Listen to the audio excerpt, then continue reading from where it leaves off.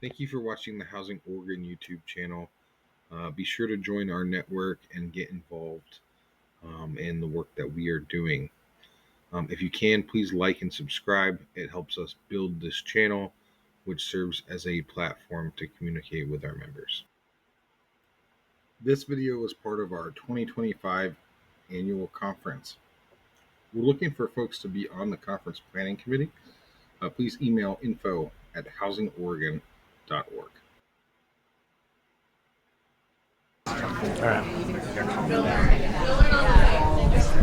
All right, folks, let's come back together. I'm going to come over here, so I'm not always over there. How did that feel? Did you guys come up with some acronyms? Lots of acronyms in our world. All right, who is willing to share some of their acronyms? Anyone? This table here. If you have their acronym, cross it off. Here, hold on, let me give you a mic.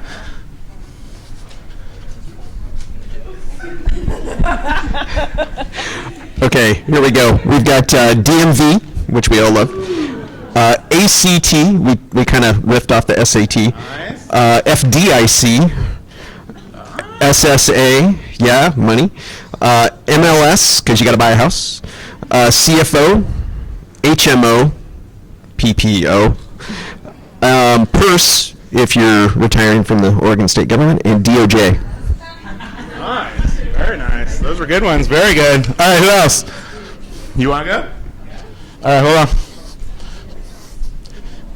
Got a whole page over here.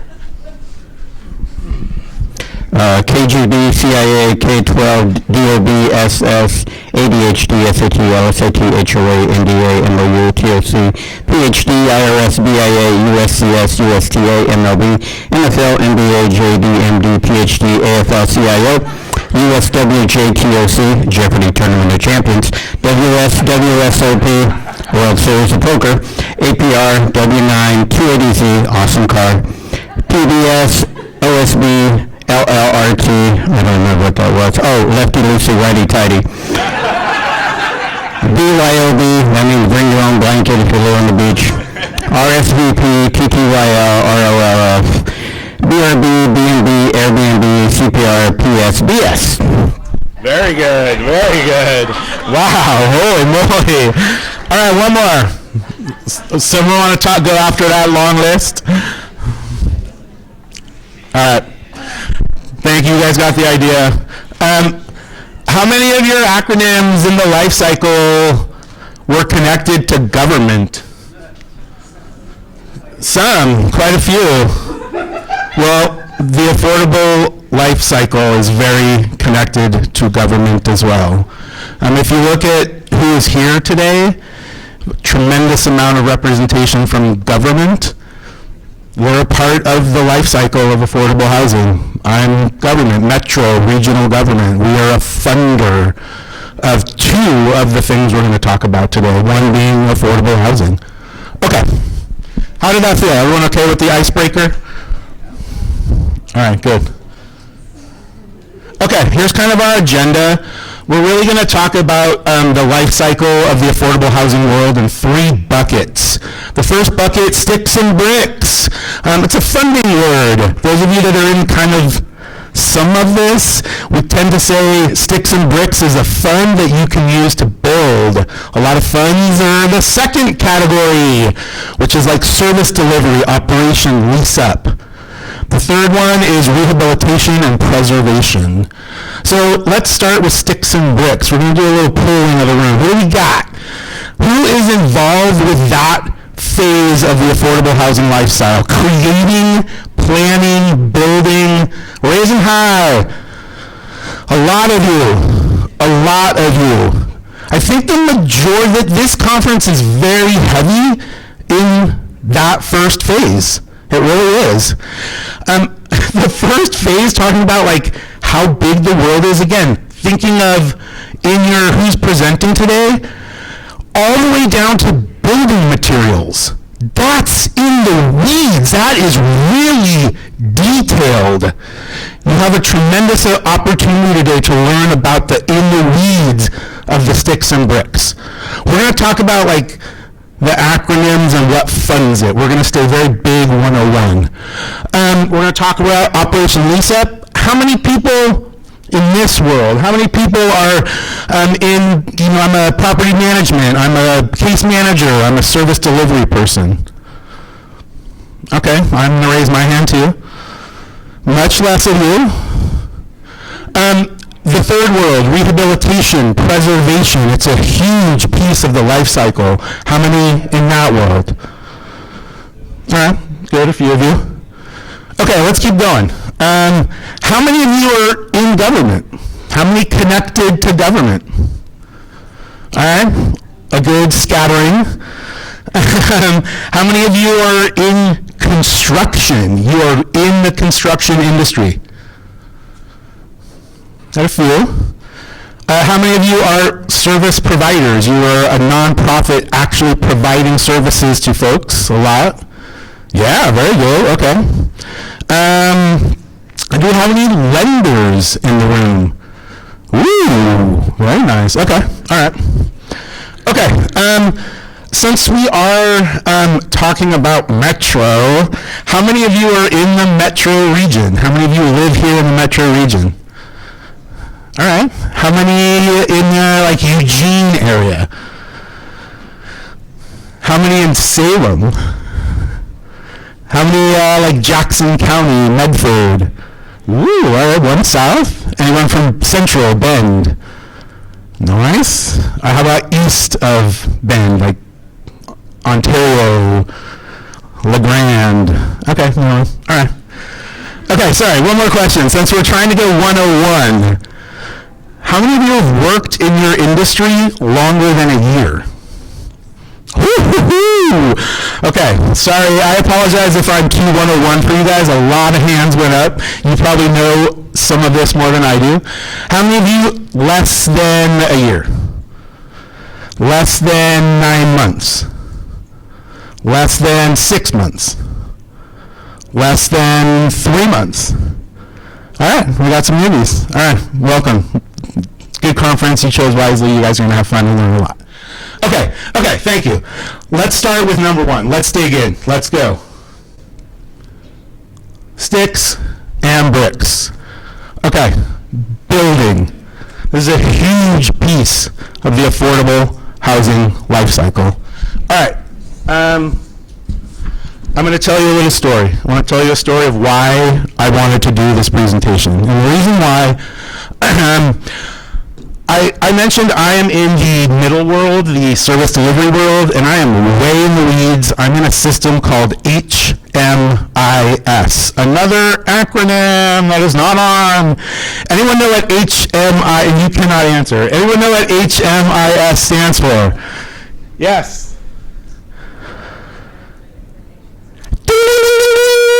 HMIS, Homeless Management Information System. How many of you have ever entered data into an HMIS?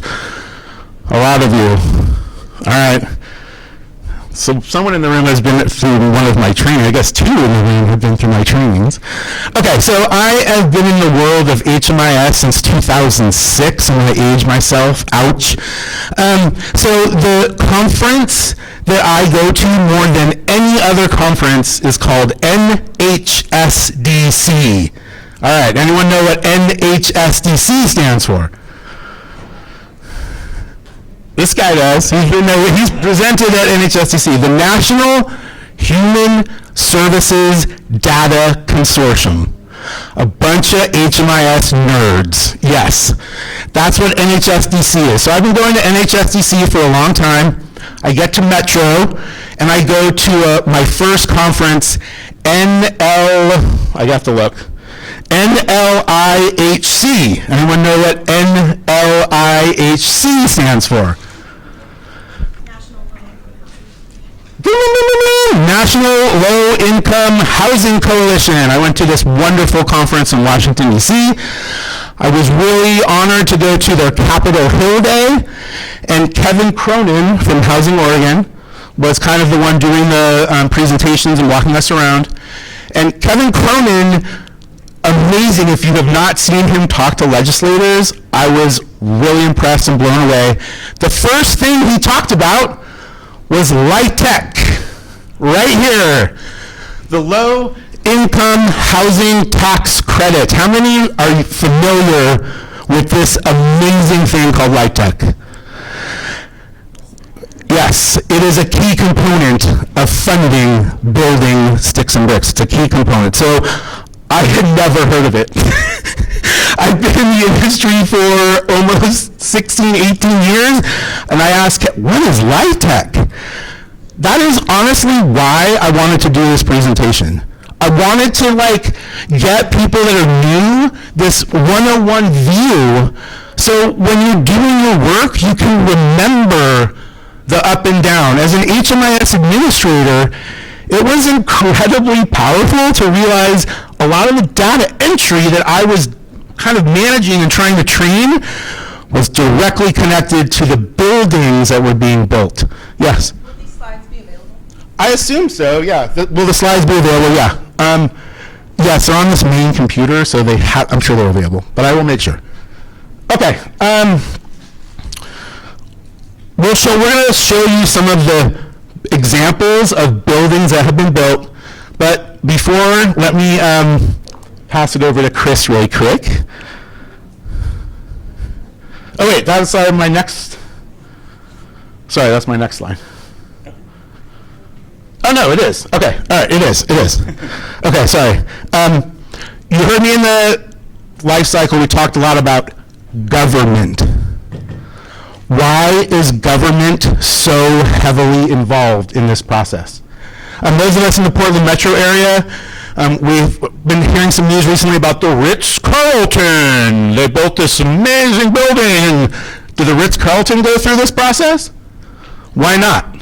So we happen to have an economist in the room. So Chris is going to give us a little bit of why is government so involved with the funding phase right here? All right. Hey, do you want me to do reporting after that? No, that's next. Okay. That's the next. Well, Hunter, government has to be involved with funding because we live in a world, housing is provided in housing markets.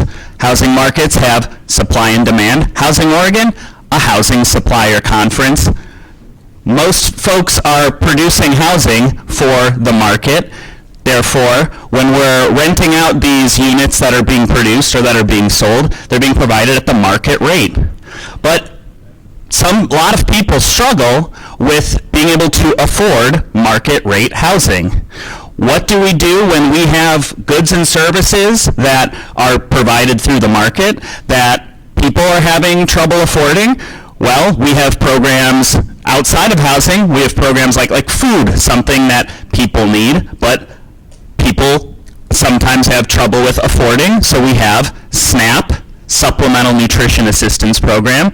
Same thing with housing. The government finds a way to provide funding for housing services, because people have trouble. Not everybody can afford to live at the market rate, the rate that the market sets for housing. Here's Hunter. Thanks, Chris. Yeah, again, we could spend all day on this topic right now. That's how in the weeds it gets when we talk about funding and siting and planning and all that stuff. It is very, very intense. But we're not going to go there because we're doing 101. But again, it is a key component of the process. Lindsay, will you do some clicking? And then you're going to talk on this one. I think you have to do this one. So we want to show you, again, we zipped through a year and a half of work, and we're going to show you buildings that are done. One story, we have a PHBer in the back. Back in the day, we had an emergency shelter that the city of Portland was trying to create near kind of where the St. John's Bridge is. And the actual land, there was so much oil from, it was one of those freight car that they couldn't actually build the shelter there unless they got rid of the oil. And it was an extra I can't even remember, millions and millions of dollars. That's how detailed this step is. Oh, sorry. Can you go back? The top one, Metro Affordable Housing Bond. You might have to do like control click. I should have, okay. All right, so the examples are not working. We wanted to show you amazing pictures. Here are some of the names of the buildings that were created with this process. Mercy Greenbrae, Chakula Springs, Heartwood Commons, which is in Washington County, Good Shepherd Village, City of Portland has the Ellington, Rosewood. You will drive by these. When you look at these names, look around when you're driving home. If those of you that live in the metro region, you'll see these around. Oh my gosh, there's Mariposa Village. Well, that one is not local. That's not in the region. That is OHCS. The state of Oregon also does a tremendous amount of the sticks and bricks step. I don't know if you've heard of the PSH, Permanent Supportive Housing. We'll get there. They have the PSH Institute, which is very cool. It's so you can build units, build actual buildings, and they have Mariposa Village, Olive Plaza, Canal Commons, Dartmouth Crossing. So sticks and bricks, really. Okay, let's get into some more of these funding acronyms. These are all of the different funds that some of these buildings have accessed. Some of them, possibly all of them. Yes, there's multiple funding sources in a building. Oh, multiple funding sources in a building? How does that work? All right, we have someone who has worked in one of these buildings and can talk a little bit about that. All right, so I have definitely worked at one of the housing authorities before, and one of the things that, we love is being able to get buildings online with all of these different funding sources. But as someone who's on the front lines, one of the things we do not love is all the multiple funding sources in one building. And what does that mean when you're putting a building online, right? So I've operated a building before that had LIHTC, low-income tax credit funds, as well as home funds, also public choice voucher funds, was also a prevailing wage building, and was a PSH property, which, as you know, with PSH properties, they get damaged a lot. And if you have a prevailing wage building, what that means is you have a certain rate that you have to pay folks who come and work on the building, who won't work on the building because of the prevailing wage. So it made it extra challenging to operate a permanent supportive housing building like that. And so what we ended up doing is trying to really work alongside the development folks to kind of shed some light on the realities of taking in all these multiple funding sources, because they weren't really touching base a lot of the times, and so they weren't thinking through the logistics of the people working on the front lines. And so what that means is just like, I'm getting audited probably 6 times a year for one building, first of all, and then 2, you're coming across all of these layers and boundaries, right? It's like I have to have dedicated units to someone who's giving me home funds. So what does that look like in a property building like that? How do we continue to do all this work? So that's kind of what it means when you do multiple funding sources, is like there's all these different layers. It's not just about bringing a building online. It's also about the logistics after the fact and all of the criteria that you're required to meet through each funder, through the auditing and all of that fun stuff. So yeah, it's a lot of work when you're on the front lines of it. And yes, we are very grateful and happy we were able to get these buildings online, but that's what it looks like from a service standpoint when you're actually in the operation flow of one of these buildings. And that's just a permanent supportive housing building. That doesn't even count all the other buildings that we bring up online, but that's one of the more complicated ones. Thanks, Lizzie. Anyone else that is in the service role? Anyone specifically a property manager? Okay. I apologize, the slides aren't working. That is a huge stinking bummer. I really wanted to visually show you stuff. We want to start now making some connections. Okay, we might be transitioning to the next slide. What are some of the connections? Anyone know what the ONA is? OHNA.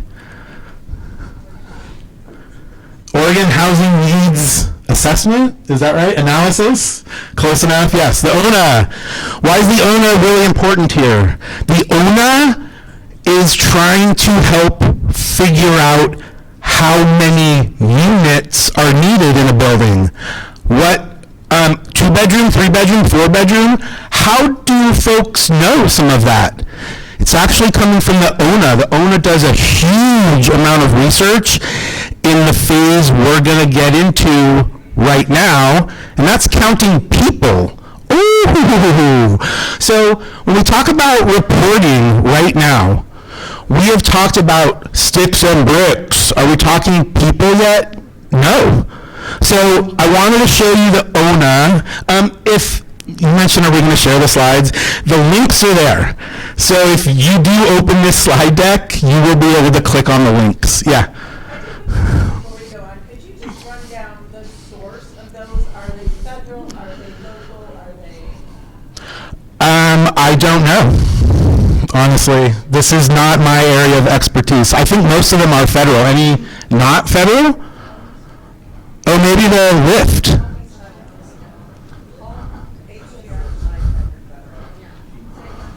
So, sorry, home, HTF, and LIHTC, federal. PSH, Permanent Supportive Housing Cohort, that is state, that's OHCS.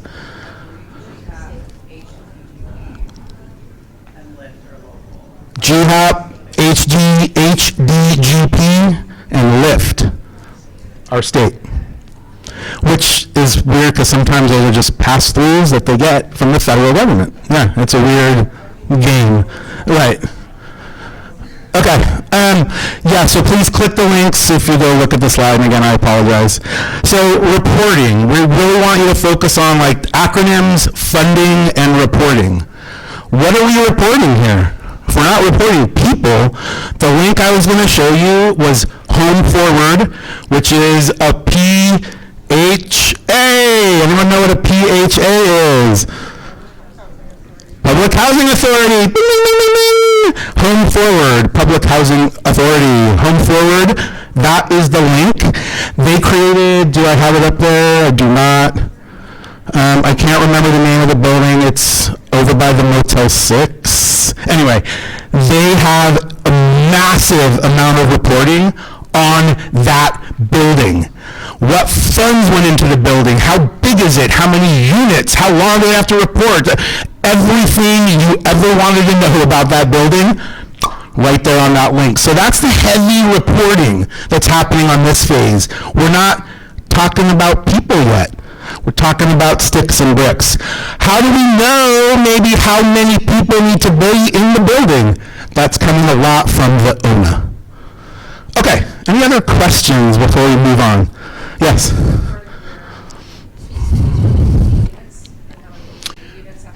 Exactly. ADA, what's that stand for?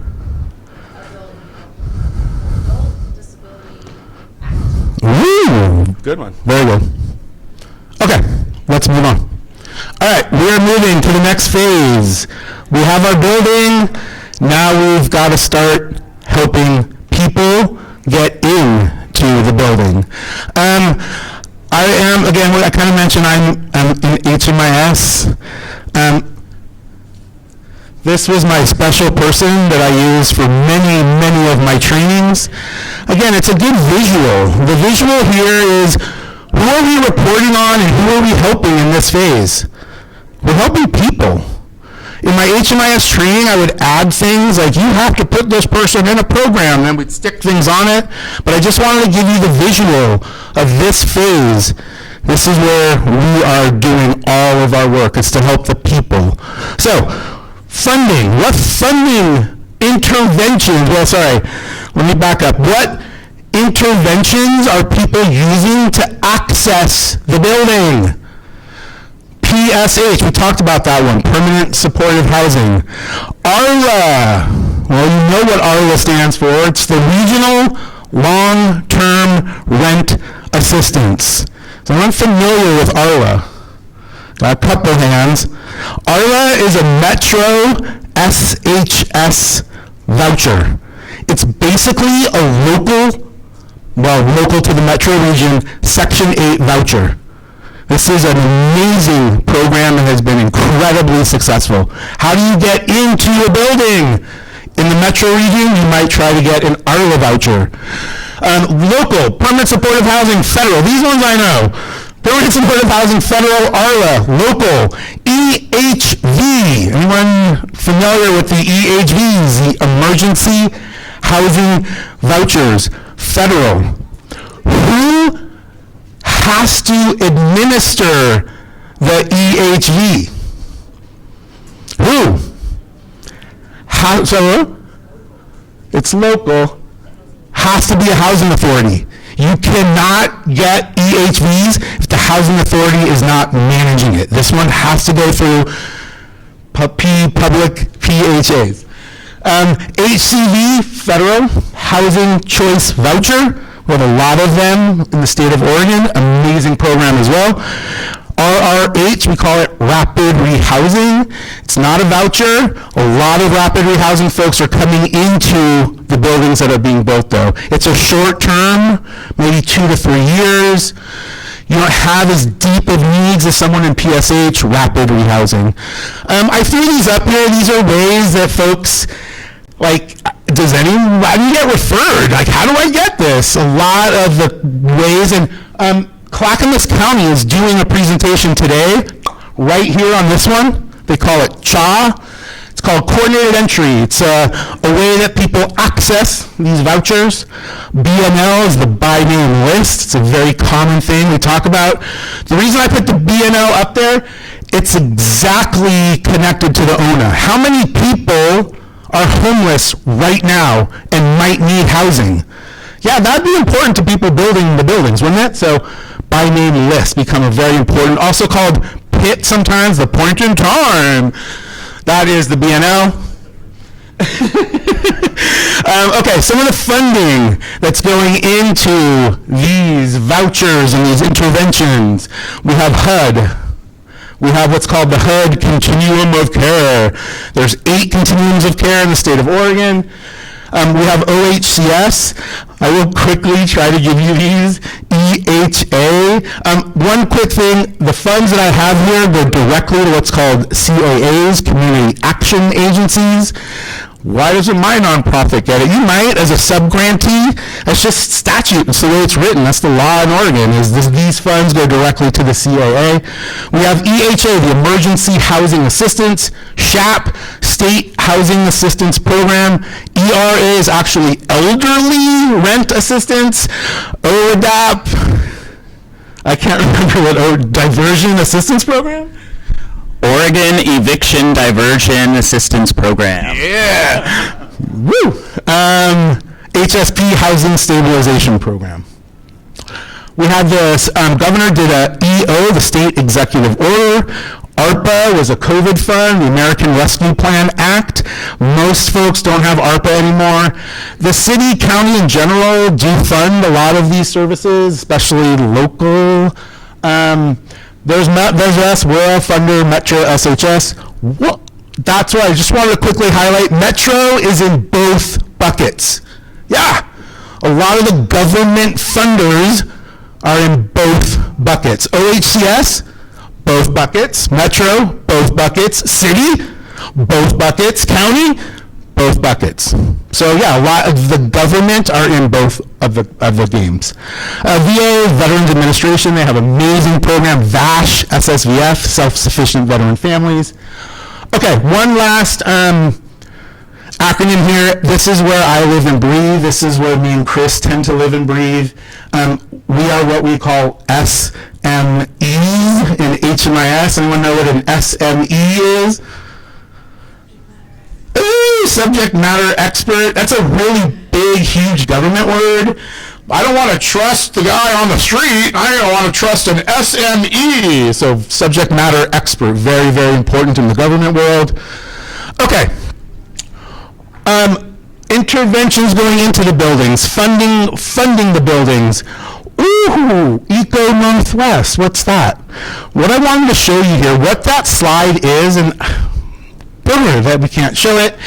Eco Northwest, really recently, in the metro area, did a really cool study on the funds funding this grouping, not the preservation, not the sticks and bricks, this right here in the region. And kind of like what we were, like, what's federal? It's amazing. The very first page says, what is it, like $500 and something million. This is how much coming from Metro. This is how much comes from the state. This is how much comes from feds, private, etc. It's an amazing slide. And in this Eco Northwest slide, it talks about the by name list, the point in time. It uses those processes to help talk about the funding that's going on. Again, this report is just for the metro region.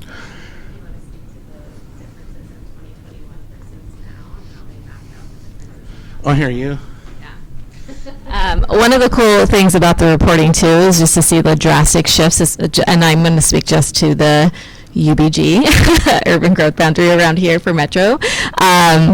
You can they mapped out the differences in like the way that they relied heavily on the funding sources for federal, and you see the shift from 2021 to now, and how much it's shifted from federal to now, like SHS funds is really supporting a lot of the 3 counties out here. And so it's been really fascinating to see like the impact that SHS has on the jurisdiction and how much it's shifted from 2021 to now. And so that was one of the cool things to kind of see is how much this is really making an impact on the broader scope of housing in general around the region. Awesome. Thank you. Okay. Let's keep going. There, we saw on the sticks and brick side, a tremendous amount of reporting. Again, if you wanted to know the square footage of one of those buildings, go and look. There's reports that'll tell you. What reports are happening here? Just as many. You can go super in the weeds here with some of the reporting. The link here is to HUD's Continuum of Care reporting, which is actually very good. It shows you can just click like mad. One cool thing about the HUD COC, you can look anywhere. I want to look at Texas. I want to look at California. Sure, do it. It's literally every continuum of care that they fund. It's kind of fun. When we talk about reporting, I'm going to give it over to Chris because Chris lives and breathes this and basically is an analyst. So HMIS, we tend to call it data in, data out.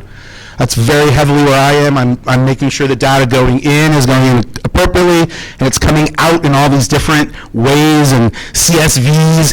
And then an amazing analyst takes it and does some really cool work with it. So I'm going to let Chris talk about the reporting that's going on here. Okay, hey everyone. I'm going to spend just a little bit of time kind of sharing with you all things that maybe I wished I knew when I started many years ago. I started out working for the state OHCS doing HMIS stuff with Hunter, and so I was very much getting into this world of all the reporting that goes around HMIS, the Homeless Service System. So I'm going to have some audience participation here for a minute. We'll start off easy. So before you had heard Hunter mention this, how many folks heard of the acronym PIT? PIT. Can I get a show of hands? All right, of those of you who have your hands up, can you all 3, 2, 1 say what it means? 3, 2, 1. It's the point in time count. I believe it is the 3rd weekend in January that people are sent out to enumerate. It's kind of like a census. People are sent out to enumerate how many folks are living on the street. Can we send some folks out, talk to them, get some information? What race or ethnicity do you identify with? What gender do you identify with? We try to collect some information on folks living on the street and in shelters. Does anyone know why they do it on the 3rd weekend in January? It's kind of like, wow, why would they just do it on the 3rd weekend in January? It's because in most parts of the United States, the 3rd weekend in January is pretty cold, and that is when shelters are most being funded and stood up. So folks are trying to seek shelter, and then you can just enumerate how many folks have come to your shelter needing services. So they do it that way to try and get the most number of people that they can count, so that they can have the best count. That is reported to Housing and Urban Development every year. Now, I'm very curious. For those of you who had your hands up for the pit, I was going to try and do this. Keep your hands up, but I couldn't do that. Is the pit it? No. There is other reporting. How many of those of you who heard of the pit, or maybe some who haven't, how many of you heard of LSA? LSA. That's kind of a tricky one. Longitudinal systems analysis. Ooh. I think I heard someone mention earlier when we were doing acronyms, APR. Can you get a hand up for APR? Annual Performance Report. I'll give you one more. This one's kind of tricky. CAPER. Anyone heard of CAPER? Yeah? Oh, we got a hand up for CAPER. The Consolidated Annual Performance Evaluation Report. All of these very long, complicated acronyms, but all it is outcomes. It's just very, very fancy words that we have for you're reporting on outcomes, right? HUD, Housing Urban Development, OHCS, Metro. We grant out a lot of money every single year. Well, of course, when you grant out a lot of money, you want to know what were the outcomes from that. LSA, longitudinal system, now it's just outcomes. It's a back and forth process between agencies and HUD. Many of you may be at agencies that somebody in there has to do an LSA every year. It's just outcomes, and you get a lot out of it. They have a cool system map. They show how people are coming into your system, accessing services, how are those people receiving the services, and then getting placed into housing. APR, CAPER, essentially the same thing. Except the APR and the CAPER might be a little more also including like summary demographic information as well as outcomes. But those are some of the main ones I just wanted to highlight on, and I'll give it back to Hunter. Thanks, Chris. A lot, we're in the weeds. That's where we live and breathe, so we can get really in the weeds here, which is good. Okay. Hopefully you're starting to make some connections. We want really you to start seeing up and down, left and right. If you're in the sticks and bricks, hopefully you're realizing, wow, there's a tremendous amount of work being done here to get people into my building. If you're helping people, hopefully you're starting to realize, I should be very thankful that all that work was done to create this building, and they're doing just as much reporting and like government yuckness that I'm doing over here. So we're trying to, again, make the connection. We want you to understand the world you are a part of and where it's pushing on you and pulling on you. Okay, any thoughts, questions before we move on to the last bucket? Okay, connections being made, is it making sense as far as it's important for me to understand the sticks and bricks if I'm in a building that was created using those funds? Okay, last one, rehabilitation and preservation. I will absolutely admit this is farthest from my world of all three. And normally you saw how many people raised their hand for this one. It's normally the smallest.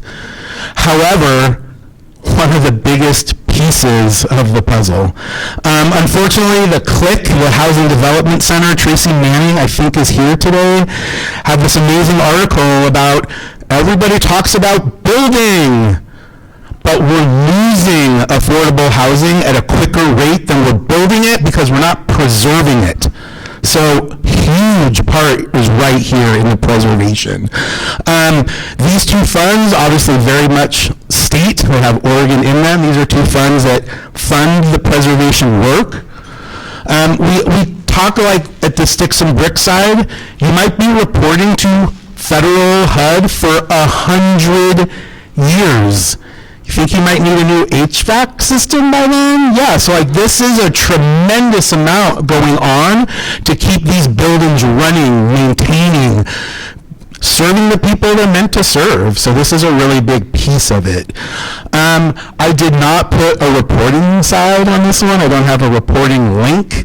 But this article does have some clicks to some reporting of the preservation that's going on. I did see another gentleman here, I think is with HDC as well. It does all preservation work. This is a huge part of it. We use the word, one thing I wanted to make sure I get out here, is the word pipeline. Anyone heard that word, pipeline? Again, we tend to, in the government, talk about sticks and bricks as building, funds that can go to building. We talk about pipeline, what's coming in, what's being built right now. No one can live there yet, it's not done. And what are we losing in the pipeline? What building is going to not be available anymore? So this is really big when we talk about the pipeline. And again, is that a part of all three conversations? What's coming, what housing am I losing? It's a huge piece of the puzzle in all three of the buckets. Okay, how are we doing time-wise? Holy shagboy. All right, any questions on this slide? Okay, I apologize. We're going to make you work again. It's morning. We wanted to make you kind of do some stuff. Okay, one thought. What we thought we would do, we'll wrap up, and then we'll make you do the activity, and then when you're done with the activity, leave the room. So we're going to wrap up and then come back to this. Okay. Here is our contact information. We are again with Metro. I will make sure these slides are available so you can click on those links. Reach out if you have any questions. And definitely use this conference as an opportunity. Talk to folks that are not in your bucket. Understand some of the things happening up and down and left and right of you. You're all new. Be supportive of each other throughout the day and come say hi to us. Okay. You don't necessarily have to, but it would be awesome. Maybe get your stuff, get up. Those of you sticks and bricks over in the left. Those of you that are in service delivery over in this area. Those of you that are rehab, maybe up in the front. And just get together and quickly. Man, I used to think that private lenders could fund well, I think they can, but I used to think this, but now I think that. Share a little bit with someone and make a connection and learn from each other. All right. Thanks, everyone. I appreciate it.